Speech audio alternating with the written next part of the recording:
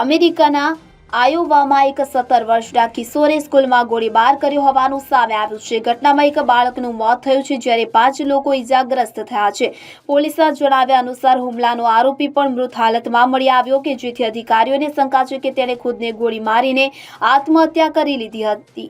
આ અંગે સ્થાનિક મીડિયાના અહેવાલ અનુસાર ગુરુવારે સવારે 7:30 વાગે આ ઘટના બની હતી. પબ્લિક સેફ્ટી ડિવિઝન ઓફિસર મિચ મોર્ટવેઇટ અનુસાર આ ઘટનામાં પેરિસ સ્કૂલના પ્રિન્સિપાલને પણ ગોળી મારી દેવામાં આવી હતી. જ્યારે આ ઘટનામાં ઇજાગ્રસ્ત એકની હાલત ગંભીર છે જ્યારે અન્ય 4ની હાલત સ્થિર હોવાનું જાણવા મળેલ છે. મહત્વનું છે કે પેરી એક નાનું શહેર છે અને સૌથી નજીકનું મોટું શહેર ડેસ મોઇનિસ છે.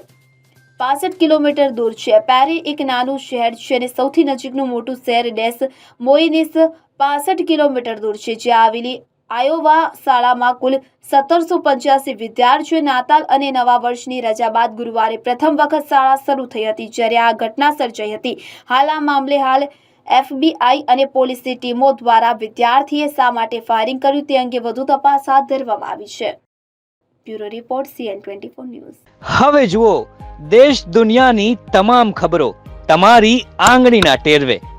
ઉઠાવો મોબાઈલ અને Google Play Store પરથી ડાઉનલોડ કરો અમારી CN24 ન્યૂઝ મોબાઈલ એપ.